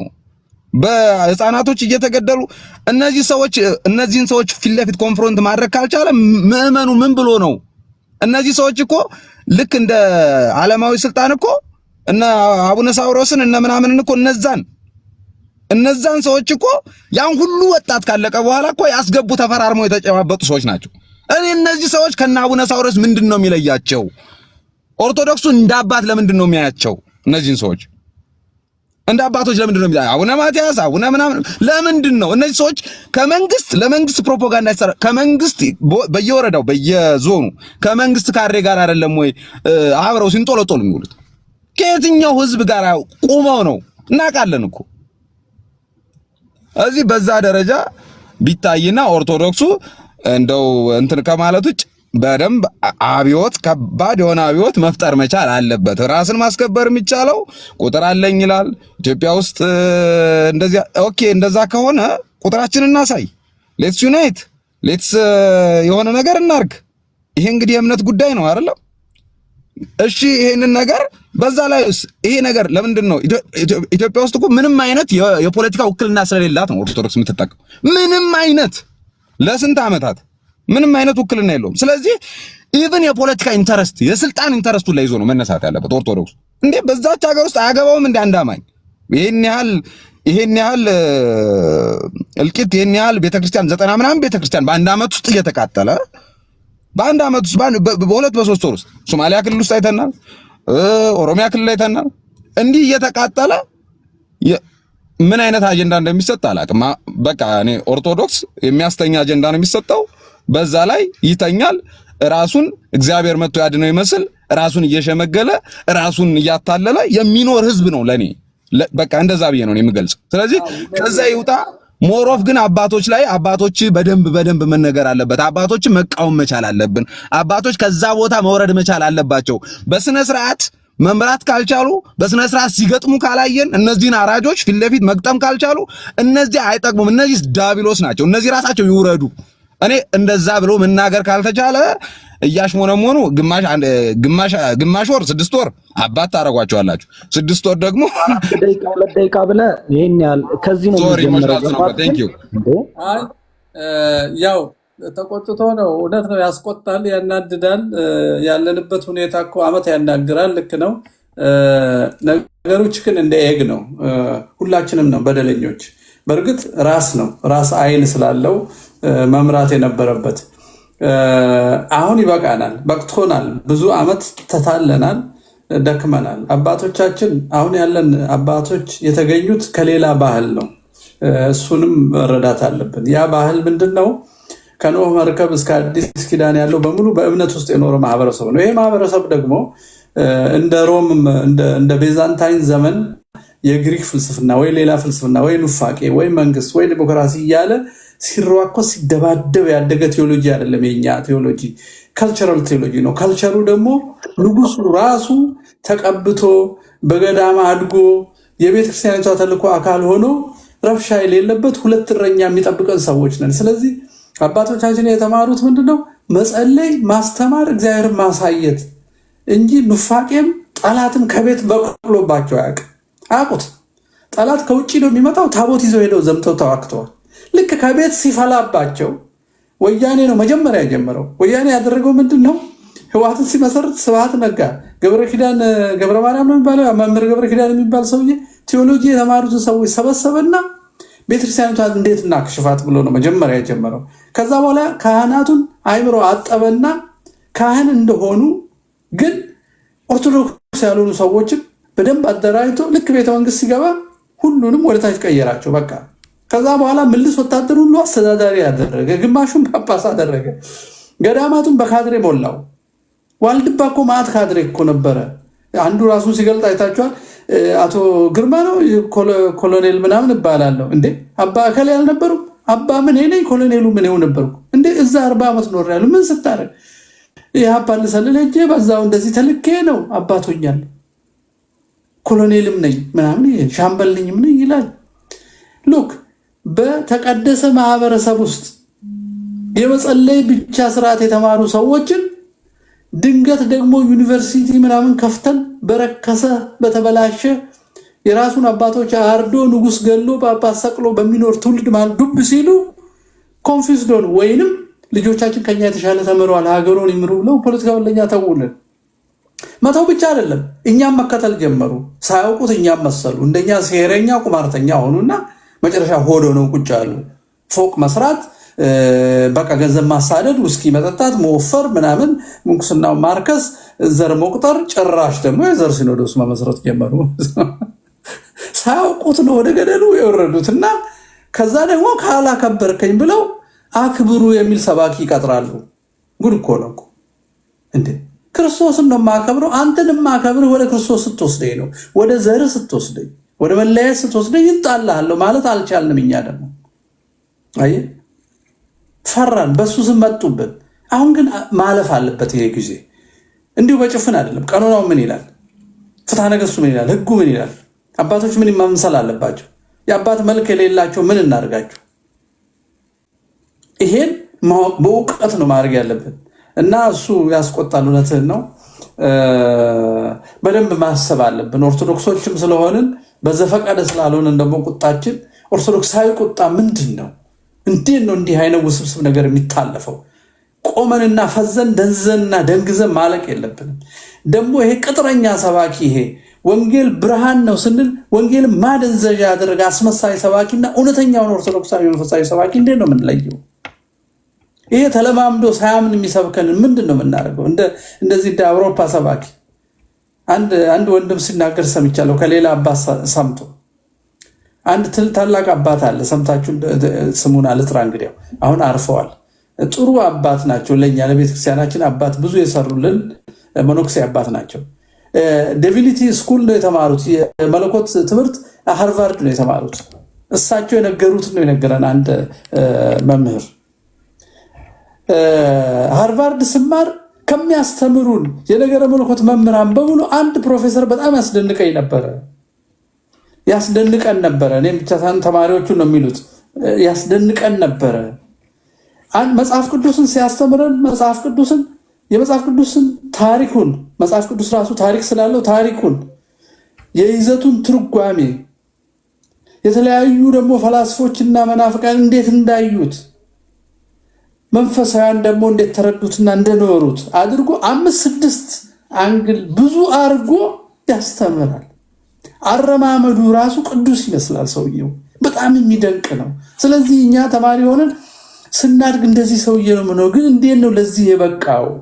መንፈሳዊነቱን እውቀቱን እንዴት አዋህዶ ያዘው እዚህ አሜሪካ እየኖረ ብለን ሁሌ እናደንቅ ነበር። እና አንድ ቀን ሬስቶራንት ውስጥ ቁርስ ሲበላ አየንና አጠገብ እንቀመጥ ብለን ጠየቅ ነው የምናደንቀው ልጆች። ቁጭ በሉ አለን። ቁጭ አለ። እኛ ስናድግ እንደርሶ መሆን እንፈልጋለን፣ በሁሉ ነገር በመንፈሳዊም በእውቀትም የተሟላ መሆን እንፈልጋለን እና ህይወቶን ትንሽ ይንገሩን አልናቸው። እና ሰውየው ቃና ብለው ሳቅ ብለው እኔ እኮ በእግዚአብሔር አላምንም አሉን።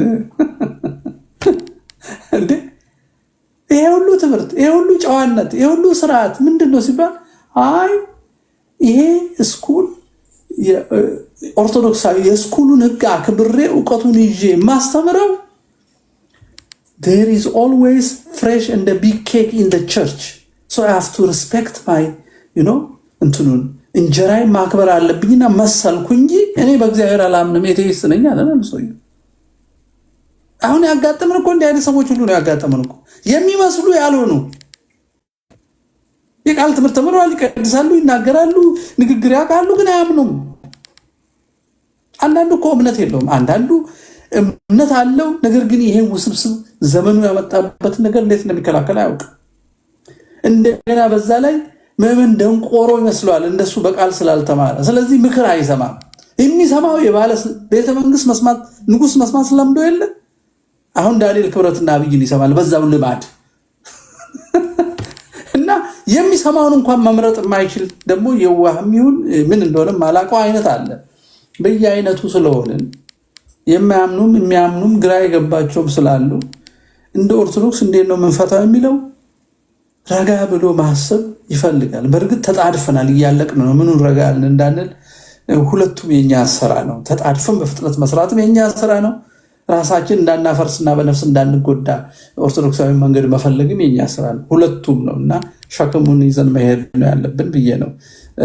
እንደ ዓለም አብዮት ልናካሄድ አንችልም። አብዮት አጥፋ እንጂ ምን እንደምተካ አይነግርም። ይሄ ግን ኦልሬዲ አዲስ ነገር ስለማንተካ ኦርቶዶክሳዊነት ዘላለማዊ ነው፣ ከፍጹም አምላክ የተገኘ ስለሆነ ልንተካ ሳይሆን ልንመልሰው ነው የምንቆጣው። እና ቁጣችን ትክክል ነው ብዬ ነው። እና ይሄን ኦርጋናይዝ ማድረግና ስራ ማሰረን ነው። ቁጣ ያስፈልጋል። ቁጣው ግን ኦርቶዶክሳዊ ቁጣ፣ ወደ ህይወት የሚወስድ ቁጣ መሆን አለበት። እግዚአብሔር ይርዳን። ወንድሜ ቃለ ሕይወት ያሰማልን። ሁለተኛ ማን ነበረ? ኃይለ ማርያም። እሺ ቀጥል። ኃይለ ማርያም።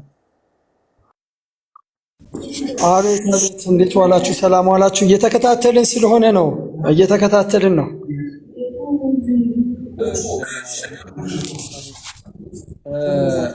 አንተ እኔው ራሴ አለህ የምትለው አለ። ልቀጥል። እሺ አዎ፣ እኔ እና ብዙዎቻችሁ ካወራችሁት ለየት ያለ ነው እኔ የማወራው። ምክንያቱም ኦርቶዶክስነት ሌሎችን ማየት ሳይሆን መጀመሪያ ራስን ማየት ነው። ኦርቶዶክስነት ስንል ኦርቶዶክስ ተዋህዶ እኛ አፖፋቲክ ነን ካታፋቲክ አይደለንም ብለን ስንል መኖር ነው፣ ማሳየት ነው። አሁን ትልቅ ቤተክርስቲያናችን ጋርና እኛ ጋር ሁላችንም ጋር ትልቁ ድክመት ያለው ሌሎችን እንወቅሳለን፣ እኛ ግን እየኖርነው አይደለም ቤተክርስቲያንን። የእውነት ነው ይሄንን የምናገረው። ለምሳሌ እኛ አስራት በኩራት እና ቀዳማይ ብለን ለቤተ ክርስቲያን አስራት በኩራት ቀዳማይ ብለን የሆነ ነገር ስናደርግ ቤተ ክርስቲያንን ወይም ቤተ እምነታችንን መጥቀም ነው ብለን ነው የምንለው። ለምሳሌ በአዲስ አበባ ውስጥ 80% የሚሆነው የኦርቶዶክስ ተዋህዶ ምዕመን ከሆነ 20% የእስልምና ወይም የሌላ ቤተ እምነት ናቸው ብለን ካልን ኢኮኖሚውን ግን የያዙት በ80 እና በ90% ሌላ ቤተ እምነት ሆኖ ገዢው ግን ኦርቶዶክስ ተዋህዶ ነው። አሁን ትልቁ እዚህ ጋር አሁን አስራት በኩራትና ቀዳማይ ብዬ ያመጣሁት በቤተ ክርስቲያናችን አካሄድ ለምሳሌ አንድ የእስልምና የንግድ ቦታ ያለው ወይም ደግሞ ሱቅ ያለው እንደኛ ቤተ እምነት ልክ ለእስልምና አስራት በኩራትና ቀዳማ የሚባል ነገር አለው። ያ ማለት አርሲ ጋር ይሄዳል ይሄ ገንዘብ። አሁን ትልቁ ነገር እኔ ኦርቶዶክሳዊ ስሆን ኦርቶዶክሳዊ ተዋህዶ ስሆን አባቶችን አይደለም መጠበቅ ያለብኝ፣ ወይም ደግሞ ካህናትን አይደለም ወይም ዲያቆናትን አይደለም መጠበቅ ያለብኝ። እኔ ምን መተግበር አለብኝ፣ እኔ ምን መሆን አለብኝ ሲባል በትንሹ እንኳን የዳቦ ለመግዛት ሰማዕት ለመሆን ፈቃደኞች አይደለንም። ወላዲት አምላክን ነው የምለው። ይሄ ለመታረድ ምናምን እዚህ ጋር መጥቶ አጓጉል ዘራብ ኖ እሱ አይደለም። ዳቦ ራቅ ብሎ ከሸምሱ ሱቅ ለመግዛት ቅርብ ያለው ጋር ራቅ ብሎ ለመሄድ የኦርቶዶክሱ ቤት ለመግዛት ብርክ የሚል ኦርቶዶክስ ተዋህዶ ነው ያለው። ሪያሊቲው ሁላችንም መፈተሽ አለብን የምንለው ይሄ አስራት በኩራትና ቀዳማ የሚባለውን በእነሱ እንውሰድና አርሲ ላይ የሚደርሰው ሜንጫ መግዣና ማረጃው ከዚሁ ከአዲስ አበባ የምንሰበስብላቸው ስብሰባ ነው፣ የምናደርግላቸው ገንዘብ ነው። ዳቦ ቤት እነሱ በስፋት ይከፍታሉ። ከጋጋሪው ጀምሮ እስከ ሻጩ፣ እስከ ገንዘብ ያዡ፣ እስከ አስተናጋጁ፣ እስከ ማርኬቲንግ ድረስ ያለው እስላምና እስላም ነው። አሁን ትልቁ ስህተት ምንድነው? እኛን አንተ አማራ፣ አንተ ኦሮሞ፣ አንተ ትግሬ፣ አንተ ሺንሻ፣ አንተ ደቡብ ብለው ከፋፍለውናል። ሲስተማቲክ በሆነም ቢሆን በጣም በረቀቀም ይሁን እነሱ ቴዎሎጂካል ቶታቸውን ሲጠቀሙ ወይም ስነ መለኮታዊ አስተምሯቸውን ሲጠቀሙ እንዴት አድርገን ኦርቶዶክስን ወይም ሌላ ቤተ እምነትን ኮንትሮል ማድረግ አለብን ነው። የኛ ግን ቤተ እምነት ሲያቅ ለጥራዝ ነጠቅና ለአጉል ተወዳጅነት፣ ለአጉል አዋቂነት፣ ለአጉል ከፍታ ብቻ ነው እየተጠቀምንበት ያለው። ኦርቶዶክስ አፖፋቲክ ነን ወይም ደግሞ በእግዚአብሔርኛ ቴዎሲስ ወይም ደግሞ ሱታፊ አምላክ የሚባለውን ነገር የምንኖር ከሆነ ቤተክርስቲያናችን በስትክክሉ ይሄ አልተሰበከም። ምዕመኑ ይሄ እየገባው አይደለም። ዛሬ ለኳስ ለአርሰናልና ለማንቸስተር እየተዋደቀ ያለው ማን ነው? ኦርቶዶክስ ተዋህዶ መሰለኝ አይደለ? በየመጠጥ ቤቱና በየጭፈራ ቤቱ በየዝሙት ቤቱ አንገቷን አርሳ እንደፈለገች አዝማሪው ማን ነው? ኦርቶዶክስ ተዋህዶ ነው። ዘፋኙ ማን ነው? ጨፋሪው ማን ነው? እንዴ ከዓለም ጋር እየሆነን እየተጣበቀን እኛው ራሳችን ሁላችን እያልን ነገር ግን አባቶች እንዲያላደረው ለምን ራሳችንን አንለውጥም? ራሳችንን ለምን እኛ ኦርቶዶክስ ተዋህዶ እኮ ከሆነን እኮ ራሱ እኮ ድርጅት ነው እኮ ራሱ እኮ ተቋም ነው እኮ እምነቱ እኮ ነው ተቋም። ልክ ነህ እኮ ግን ማን አስተምሮት ነው የሚሆነው? የአባቶች ነው እሱማ፣ የአባቶች ነው እሱማ። ግን እንደ ኤግ ነው ግን አሁን የገባን ግን ራሳችንን ተጠያቂ እናድርግ ማለት ልክ ነው። ግን ችግር ነው እነሱ ከወቀሳ ሊድኑ አይችሉም። ምክንያቱም አናውቅም። አዎ ከወቀሳ እያዳንኳቸው አይደለም፣ እነሱም የዛው አካል ስለሆኑ ነው እኮ። እኛ ስንል እኮ አባቶች አሉ፣ ቀሳውስቱ አሉ እኮ፣ ዲያቆናቱ አሉ፣ ፖፖቹ አሉ እኮ። እኛ ስንል ያንን ነው መሆን። ለምሳሌ በቲፒኤልኤፍ ጊዜ በመዋቅር ደረጃ የተወገዙ ጳጳሳት ሁሉ የገቡበት አለ። የኔ ዘር ስለሆነ የማርክሲዝም እና የሌኒኒዝም ኮንሴፕት ይዘው የማሌሊትን ኮንሴፕት ይዘው እኮ ቤተክርስቲያናችን ውስጥ እኮ የገቡ እኮ ቀሳውስት አሉ እኮ፣ አባቶች እኮ አሉ። ዛሬም ድረስ አባት ነን እያሉ እኮ መስቀል የሚያሳልሙን እኮ በዛ ደረጃ እኮ የቆሙ አባቶች ነን ባዮች እኮ አሉ። የአሁን እኔ እየተናገርኩ ያለሁት ኦርቶዶክስነት በምን ያህል ልክ እኛ ገብቶናል ነው። እኔ አማራ፣ እኔ ኦሮሞ፣ እኔ ትግሬ፣ ትላንት እኔ የአማራ ብሔርተኛ ነበርኩኝ ግን ትቼዋለሁ እሱ ነው። እኔ አማራ ብሔርተኛ ሳልሆን የኦርቶዶክስ ብሔርተኛ ነኝ። በቃ በዚህ ደረጃ ነው መሆን ያለብን። በዚህ ደረጃ ማንሆን ከሆነ ግን እናልቃለን፣ እንሞታለን። እኛ አስራት በኩራት ቀዳማይ ብለን ለእስላም ሱቆችና ገበያዎች የሆነ ገንዘብ ሰፖርት የምናደርግ ከሆነ እነሱ አርሲ ላይ አረዱን ብለን መጮ የለብንም።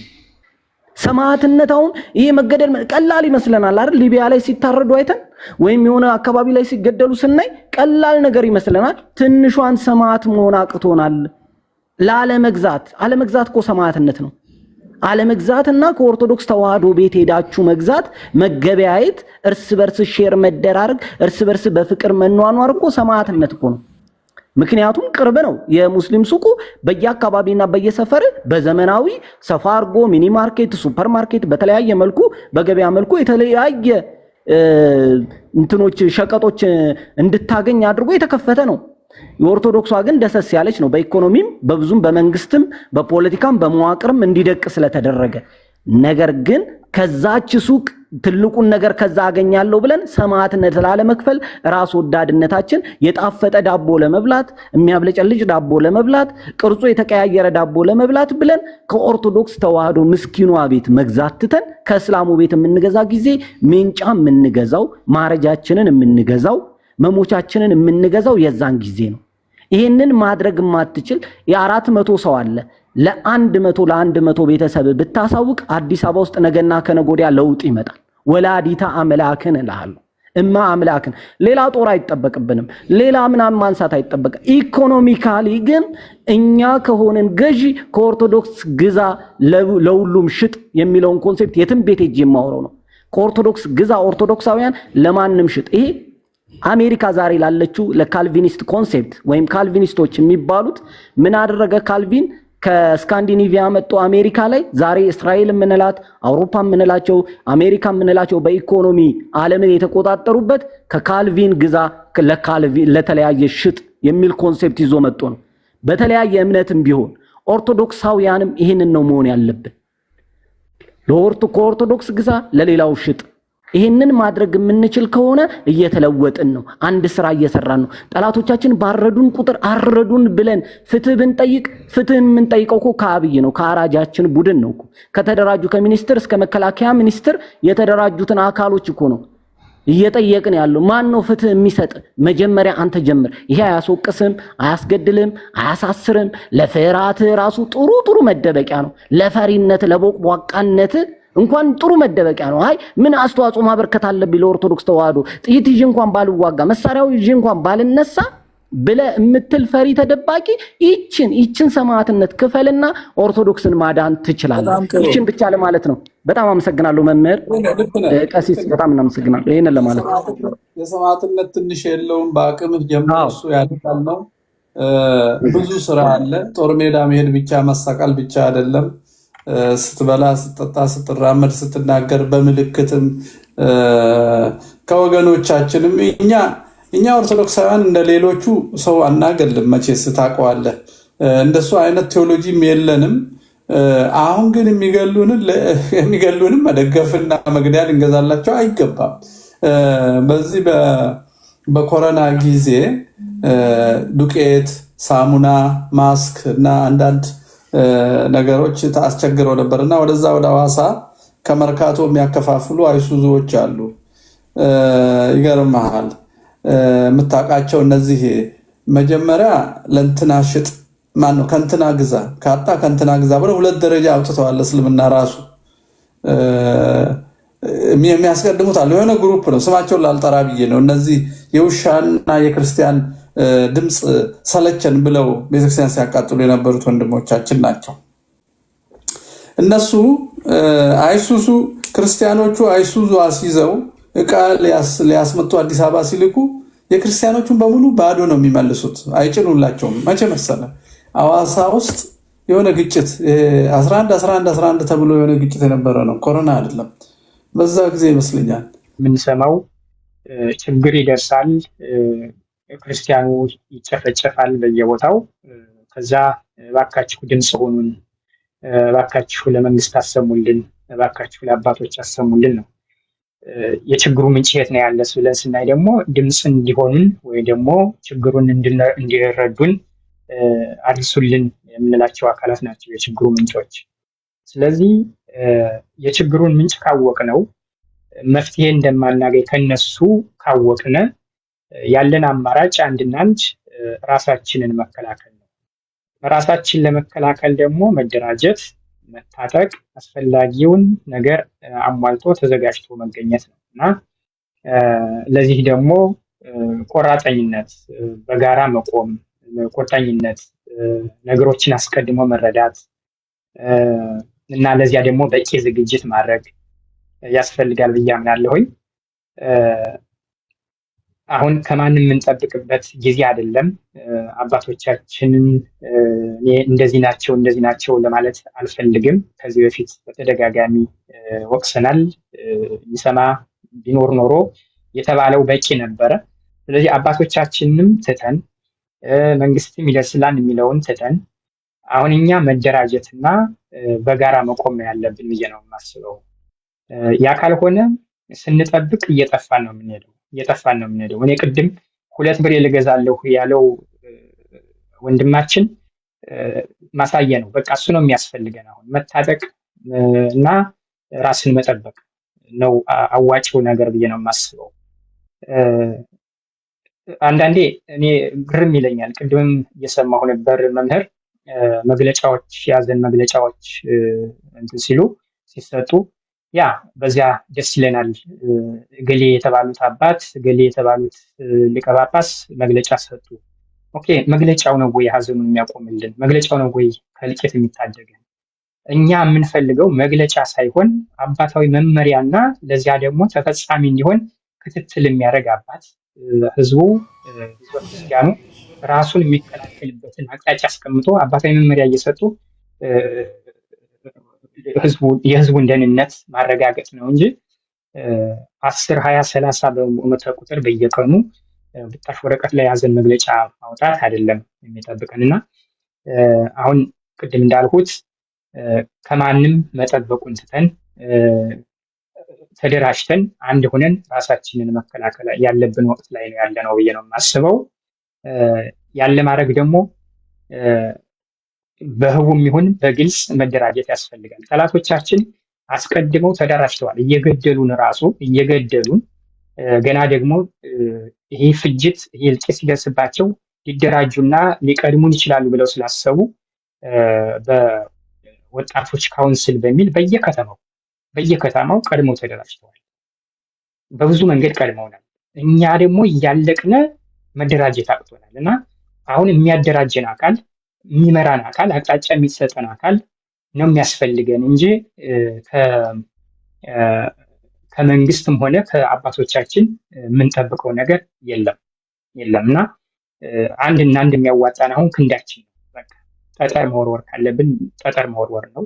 መታረቅ ነው ያለብን። ራሳችን መከላከል ነው ያለብን እና ብዙ ስለተባለ ሌላ ብዙ የምጨምረው ነገር የለም መምህር። በአጠቃላይ መፍትሄ ነው የሚያስፈልገን አሁን መፍትሄ፣ ሌላ ምንም ነገር ያስፈልገን። ብዙ አውርተናል፣ ብዙ ተነጋግረናል፣ ብዙ አልቅሰናል። መንግስት የለም ሀገራችን ላይ፣ ገዳያችን ነው መንግስት። ስለዚህ አንድና አንድ ያለ ነው ለራሳችን ብቻ ነው በክንዳችን። ቅድም ተብሏል፣ ወለጋ አካባቢ ብዙ ልቄት ደርሶ ነበር ከዚህ በፊት። አሁን ታጥቀው ራሳቸውን ወደ ማስከበር ወደ መከላከል ገብተዋል። ሌላም ቦታ ላይ እንደዚያ ነው መሆን ያለበት። አንድ እሱ። ሌላው እኛ ጋር የሚደርስ አይመስለንም። ብዙውን ጊዜ እዛ ማዶ ያለው ህዝበ ክርስቲያን ሲጨፈጨፍ ሲገደል እዚህ ያለው ይታዘባል ወይ ከንፈሩን መጥቶ ያልፈዋል። እዚህ እንደሚደርስ እዛ የሆነው እዚህ እንደሚደርስ መረዳት እና ተሻግሮ ሄዶ መርዳት፣ በአንድነት መቆም ነው የሚያስፈልገው እና እኔ በዚህ መንገድ ነው የማየው መምህር። ቅርታ ብዙ ስለተባለ ከዚህ በላይ ልክ ነህ። ብዙ ከወቀሳ ወደ ስራ መሄድ ይሻላል።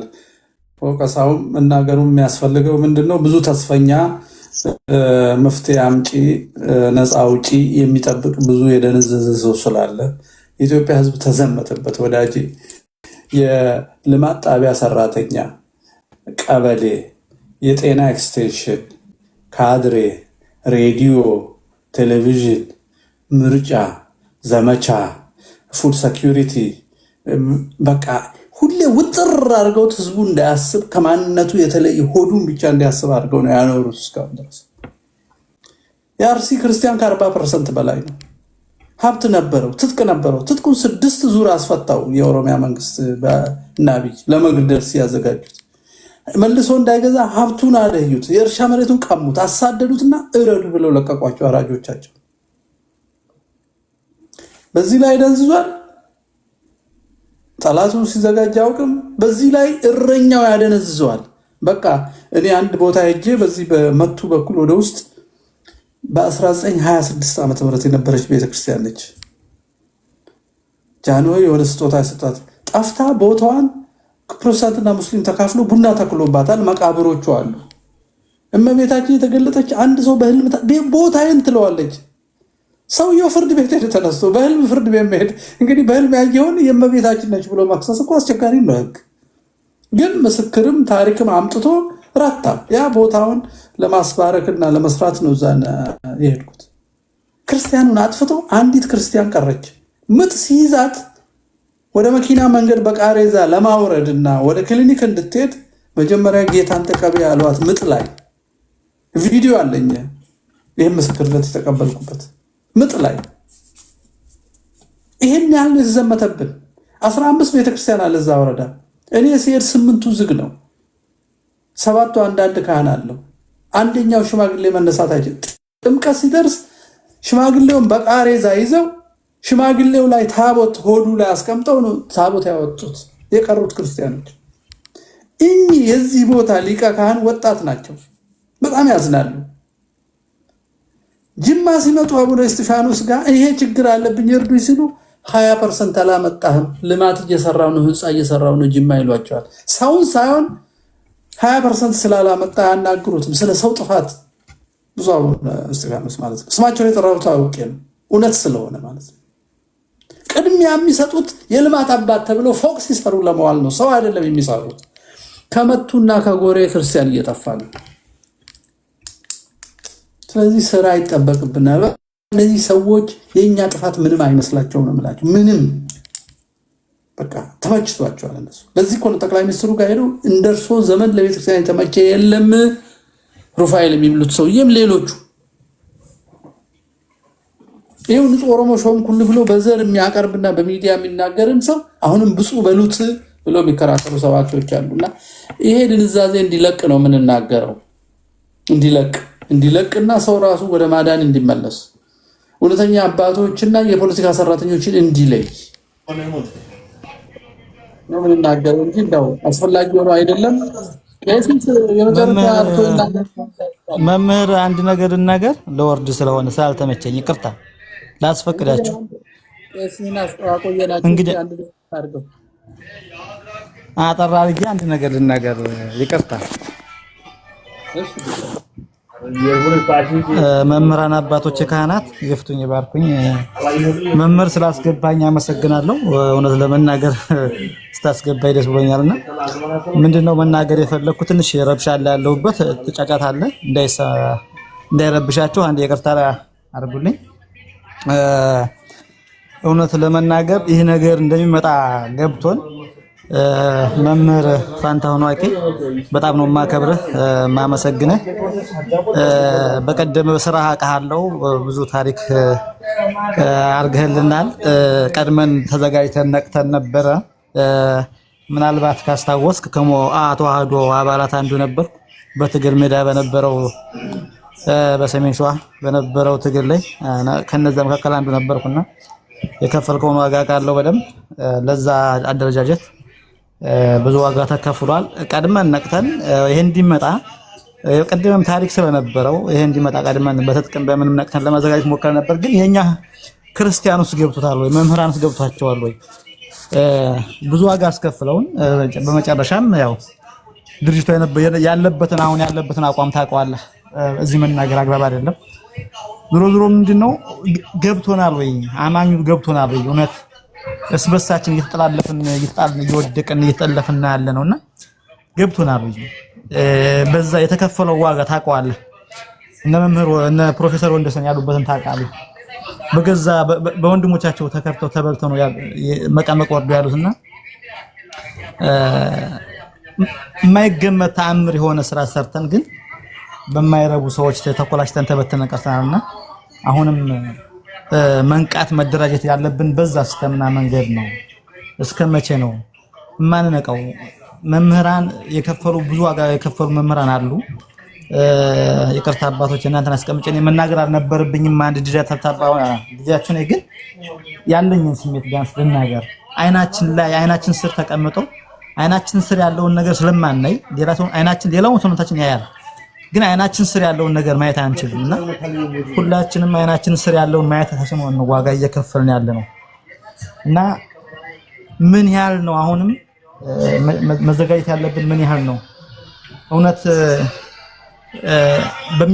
በተሄደው በዚህ ልክ ቤተክርስቲያን ፍትህ ታገኛለች ወይ? የሚጠበቅብን ክርስቲያኖች ክርስቲያኖች የሚጠበቅብን አድርገናል ወይ? እንደ አባቶቻችን የሚለውን ነገር ለመናገር ነው። እችን ስሜት ለመናገር ነው መምህር። ሌላውን ካንተ ጋር ማወራው ነገር አለኝ። ፎሎ ይመልስልኝና ማወራህም መረጃ ይኖረኛል፣ የምናወራውም ነገር ይኖራልና አመሰግናለሁ። ለመናገር ነው እችን የገባሁት። እግዚአብሔር አቆይቶ አገናኘን። በጣም ጥሩ ነው። ባደረግነው ጥረት በማይገባ መንገድ ፕሮፓጋንዳ ተሰርቶብናል፣ ተከሰናል በገዛ ወንድሞቻችን። ከእግዚአብሔር ይገኛል። ራሳችንን አንከላከልም፣ ዝም ነው የምንለው። ይሁን እግዚአብሔር ኢትዮጵያም ተርፋ ቤተክርስቲያንም ተርፎ ታሪክ ይጻፍ ይሆናል። የሚዲያ ዘመቻ የሚያደርጉ እና በህዝብ ገንዘብ ሚዲያ ገዝተው ሐሰት የሚያሰራጩ የሚዋጉትን ጠላት የመሰሉ በሴራና በቁማር መሃላችን ተገኝተዋልና እግዚአብሔር እንዲደርስልን እኛም እንደ ሰው አስበን ያንን ስራ እንድናጸዳ ይርዳን። ብዙ ወንድሞቻችን ህይወት ከፍለውበታል፣ ግን አሁን መነገጃ ያደረጉት ሌሎች ናቸው። ይሁን ግድ የለም፣ ጊዜ ያለው ለሁሉም ጊዜ ያለው ለሁሉም። ቄሲስ የእርሶ ነው። በጸሎት በዛ ሐሳብ ተናብቱናል። እሺ በጣም ነው የማመሰግነው። በመጀመሪያ ሁላችሁንም አመሰግናለሁ። አንዲት ግጥም ጋብዛችኋለሁ ብዬ ነበር። ይቅርታ። አቤት። አንዲት ግጥም ጋብዛችኋለሁ ብዬ ነበረ። ምን ጋብዛችኋለሁ አልከኝ? የሆነች ግጥም እንደው ገጣሚው አይደለም የሚለው ዝም ብዬ ልሞክር ብዬ ነው። ወንድም ቄሲስ ይፈቅዳል? እሺ። ኦኬ። አንተም ሞት ይድረስህ ይላል። እንግዲህ የግጥሙ ርዕስ ለማን እንደሆነ ይገባቸዋል ብዬ እገምታለሁ። ይፍቱኝ ባርኩን። አንተም ሞት ይድረስህ፣ ሞታችን ሞትልን፣ ሀገር ከምትፈርስ እኛን ከምትገለን፣ የምድራችን ርኩስ ቃላት የማይገልጽህ ምንጭህ ያልታወቀ ህዋት ያሳደገ 7ኛ ክፍል ያቡግዳ ሽፍታ አሳፋሪ መሪ የሀገር በሽታ መታመም ታውቋል። እባክህ ሞትልን፣ ሀገር አልባ አታርገን፣ እኛን አታባላን። ባዶና ውሸታም የሐሰት ደማሪ እውቀት አልባ ዶክተር አሳፋሪ መሪ ሰባት ነጋን ለቀህ ጋሽ ታዲዮስን አሳሪ ሰው እየታረደ ፓርኪንግ አስመራቂ የምኞት አዳራሽ በጉልበት አርጋቂ ቤተ መንግስቱን ነው። እባክህ ሞትልን፣ አንተም ሞት ይድረስህ፣ አጨብጭበን ሹመን ስቀን እንቅበርህ። የአንበሶቹ ወንበር ያላቅም ተሰጥቶ ተቀባጥራለህ መላቀጡ ጠፍቶ ሀገር ታፈርሳለህ ሀገር እያጠፋ ሀገሬን አስራብካት በእንዝላልነት። አንተም ወጊ ድረስ ዝናሽ ጥቁር ትልበስ ልጆችህ ያልቅሱ ብልጽግና ይፍረስ። እባክህ ሞትልን በእኛ የሆነብህ 100-200 ዛፍነት ከልብህ። ሀገራችን ገለህ ሀገር አታሳጣን፣ የግፍ ዘመን ያብቃን። እባክህ ሞትልን ትውልድ አይጫረስ ሰበር ዜናም ይብቃን። ደም መፋሰስ ያክትም ውሸት ሰለቸን። ልክ እንደነመለስ በድንገት ሄድና እኛም ሰብሰብ ብለን ሙዝ በዳቦ እንብላ። ሳይሞት እንርገጠው ሽመልስ አብዲሳን፣ በቁም እንቅበረው ዳንኤል ክብሪትን፣ ዘግዝቀን እንግረፈው ያታደሰ ጫፎን ወይ ንፍጦን። የሞት ዜናም ይብቃን፣ እናንተ ሙቱልን። የናምባቸው ይብቃን፣ የማይካድራው ይብቃን፣ የስመኛው ይብቃን፣ የመተከል ይብቃን፣ ያሳምነው ይብቃን፣ የናውስና ይብቃን፣ የውባንተ ይብቃን። ሰቆቃ ሰለቸን፣ ወለጋ ታረሰ ትውልድ አለቀብን። መራዊ በጅምላ ወገን አለቀብን፣ ከችግኝ ከፓርኪንግ ሰው ረከሰብን። አንተም ወጊ ድረስ እንደገደልካቸው እንደናሳምነው እንደበላሃቸው በሰፈርከው ቁና መሰፈር ግድ ነው። ያንተ ሞት ለአገሬ ዳግም ትንሳኤ ነው። አንተም እንደመለስ በድንገት ሄድና እንመሰረታለን የእውነት ብልጽግና። አዳነችም ትሄድ አህዮቿን ታግድ፣ ሽመልስም ይሄድ በመጣበት መንገድ። አንተ ራስህ ጅል ነህ ጅላጅል ሰብስበህ ወገን እያፋጅህ ሀገር ታፈርሳለህ። ሺህ ሰው እየሞተ ችግኝ ትተክላለህ። ፓርላማን በጉልበት ታስጨበጭባለህ። ምኞት ቅዠት ነው፣ ሁሉም ነገር አልቋል።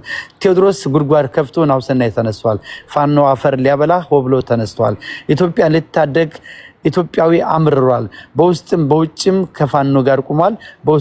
በውስጥም በውጭም ከጀግና ጋር ቁሟል። ሞትልን ግድ ነው ሀገር ደፈረሰ፣ በአራቱም ማዕዘን ትውልድ አለቀሰ። ሀገር ተናወጠች መቅደስ ረከሰ፣ ይኸው በአንተ ዘመን ሲኖዶስ ፈረሰ። አመሰግናለሁ። ቃሎት ያሰማልን። ሌላ ምን እንላለን? ጥሩ ነው፣ በጣም ጥሩ ነው በእውነት። ግጥሙ የገጣሚው ነው መምህር፣ የደራሲው ነው። ሞትል ሞትል ሞትል ሲል ያውካልና ለማንኛውም የኔ አይደለም ከታች ያላችሁ ሰውዬ ገጣሚው ነው። እና ምንድነው አው ችግኙን እንተግለዋለን። እውነት ለመናገር ያ የብስጭት የቁጭት የንዴት የወለደው ግጥም ነው እና እናመሰግናለን። የገጣሚው ግጥም ነው። እናመሰግናለን። እኔ መምህር ቅድም ለተነሱ ሐሳቦች እንደው አደነዘዛችሁን እናንተ ናችሁ። ይሄ ስብከት በተደጋጋሚ ይመጣልና ቤተክርስቲያንን በአንድ በኩል ማጥቂያም እንዳይሆን የኛ ስራ ደግሞ ቤተክርስቲያንን መጠበቅ፣ ትውልዱ ከቤተክርስቲያን እንዳይርቅ ማድረግ ስለሆነ ብዙን ጊዜ ያነሱታል። በአንድ በኩል ይገሉናል፣ በሌላ በኩል ደግሞ ሃይማኖትን የማስለወጥ ስራ ዳቦ ይዘውና ዮናታን አክሊሉ የሚሰሯትን እኛ እናቃታለን። ሰሜኑን ለኢየሱስ የሚሉ ወንበዴዎችን ለይተን ስለምናቅ የዝንብ ጠንባራ እናውቃለን። እና እንደዚህ ያሉት ነገሮች እንዳይፈጠሩ ለኦርቶዶክሳውያን ማስተላለፍ የምፈልገው መልእክት አለኝ። ምንድነው? ሃይማኖታችን እንዳንጠብቅ አደነዝዛችሁን እናንተ ናችሁ ምናምን። ቀድም አንድ ወንድም ሲናገር ነበር። እውነት ለመናገር ይቺ ነገር አዎ በአንድ በኩል እንጋራለን፣ እኛም ጋር ጥፋት አለ፣ ግን እናንተም ጋር ጥፋት አለ። በእውነቱ መቼ እስኪ አሁን ሃይማኖታችንን አናስነካም፣ ጥምቀትን እንዳናከብር፣ መስቀል እንዳናከብር ማንም የሚከለክለን ብላችሁ ወጣችሁ እንደው እባካችሁ ልጆቻችን ተረጋጉ ብለናችሁ እናውቃለን? እውነት ለመናገር እንዲያው አሁን እናወራ ጥቁር ልበሱ ያላችሁም ጊዜ እኮ ታዘን ነበር። ከኋላ ተመለሳችሁ። አይ ውጡ ስንል ወጣችኋል። ግን እኔ ምንድነው መሰላችሁ በቅኔ እናወራ መቼም እኛ ታውቃላችሁ፣ መቼም ትልልቅ አባቶች ወጥተው ወጣቱ ታጠቅ፣ ዝመት፣ ተደራጅ ምናምን ብለው ፑሽ እንዲያረጉ መጠበቅ መቼም ይሄ በጣም ሞኝነት ነው የሚሆነው። ይልቁንስ በማንነታችሁ ስትጠቁ፣ ቤተክርስቲያን ስትጎዳ፣ ቤተክርስቲያን ሲቃጠል፣ ክርስቲያኖች ሲሞቱ ለምን እንሞታለን ብሎ ወጣቱ ወጥቶ ተረጋጉ የሚል ቄስ ካለ እኔ በጥፊ ነው የምለው። እኔ ራሴ አልምረው። እውነት ለመናገር ያለ የለም። ራሳችሁን ጠብቁ። ማንም ለኤው ቤተክርስቲያን በነገራችን ላይ በየቤተክርስቲያኑ ማታ ብትሄዱ ዘበኛው ክላሽ ይዞ ነው ቤተክርስቲያኑ ሙዳየ ምጽአቱን የሚጠብቀው። ሞኝ ነህ እንዴ? እንዲህ የሚባል ነገር የለም። ሲሪየስሊ ነው የምናገረው፣ የሪያሊቲ ስለሆነ እንዴ። ሙዳየ ምጽአት ሊሰርቅ የመጣ ሌባ ካለ አለቀልህ እንዴ። እና ንብረት እያስጠበቅን ምዕመናን ሲሞቱ ዝም በሉ አንልም፣ እኛ አንልም። በእውነቱ ምዕመናን ራሳችሁን ጠብቁ። ጣሊያን አገር እንዳይወር ታቦት ይዘን ዘምተናል እንዴ። ስለዚህ አርሲ ውስጥ ለሚገደሉ ኦርቶዶክሳውያን መልእክቴ ተደራጅታችሁ ራሳችሁን ጠብቁ ነው የመጀመሪያው። ለመሆኑ እሺ በሃይማኖትስ እኛ ደነዘዝናችሁ? ቤታችሁ አዲስ አበባ ላይ ሲፈርስና ከፒያሳ ኮየፈጨ የሚባል ቱሉ ደምት ስትገቡ ማን ተው ብሏችሁ ነው? ወጣቱ እኔ ኢትዮጵያውያን ልጠይቃችሁ በእውነቱ በዚህ አይ ቆዩ ቀሲስ እንዴ እናንተ ህንፃ ተሰጣችሁ፣ እሱን ስታስመርቁና ቼክ ስትቀባበሉ ፎቶ ተነስታችሁ አፍረዝማ